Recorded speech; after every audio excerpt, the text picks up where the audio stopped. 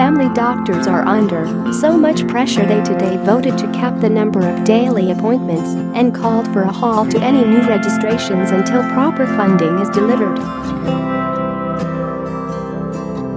The British Medical Association agreed to the move for the sanity of GPs, who treat up to 70 people a day. Some doctors called for a cap of 25, but patients groups warned it would result in much longer waits for appointments and bigger A&E queues. Dr. Satish Narang, who proposed the motion, branded the situation insane.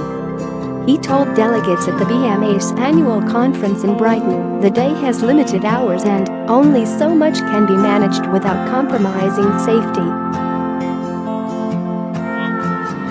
If forced to take on more and more work without additional funding, workforce, and resources, the quality of work will be compromised and unsafe in the case of patient care. It will drive the contractors insane. Morale will become so poor that he will quit or become insolvent. No wonder GPs are leaving in droves. Delegates heard how doctors are drowning under the vast workload. The European Union of General Practitioners has said 25 appointments a day is a safe maximum. Dr. Mary McCarthy told the conference, "I think this should be viewed like a speed limit. That there are occasions when you break it. There are obviously flu epidemics or a busy day in which you see more. But that you do recognize you're working at an unsafe level. Other countries recognize this." But the cap was not welcomed by all. Patient concerns Joyce Robbins said, "It's bad enough trying to get a GP appointment now, and that's if you can even get to see them in person. When will you ever get to see a GP if they only deal with 25 patients a day? It's a ridiculous situation. It will leave people waiting months and push more towards A&E. Some people may die before they are seen." Patients Association Chief Executive Rachel Power added, "Fewer appointments will mean longer waiting times. In some places, getting a GP appointment at all can be a substantial challenge." Dr. Gary Marlowe opposed the move. He said, "Should we choose to cap appointments at 25, what happens to that 26th patient? Setting arbitrary caps will tie my hands to the detriment of my patients." East London GP Dr. Jackie Appleby opposed the move, but backed the call to stop signing up new patients. She said, "General practice is in meltdown. We can't go on as we are." Last summer, 54% of GPs said they would be prepared to close lists to new registrations on the grounds of patient safety due to excessive workloads. This would enable us to look after our existing population more safely. We would apologize, but state it is because the government has not listened when we repeatedly told them general practice is collapsing.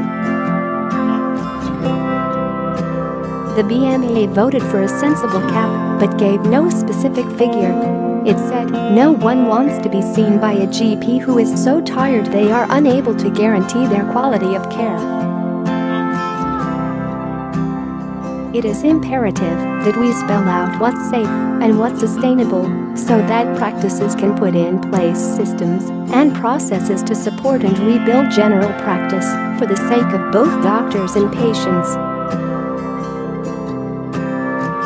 The caps could now be negotiated into GP contracts with the NHS.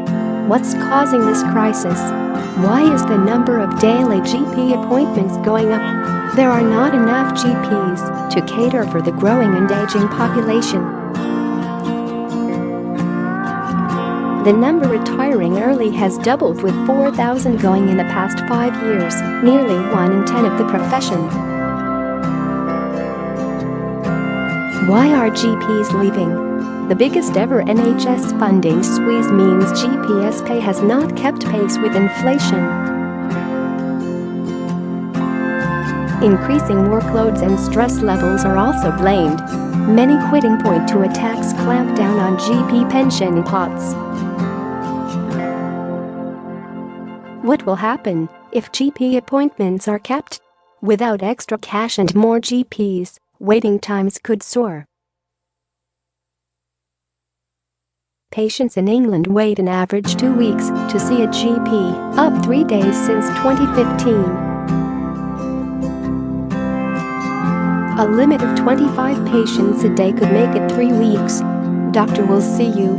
For 9 months, 22 GP consultations in the UK are among the quickest in Europe. Britons are on scene on average for just 9 minutes and 22 seconds.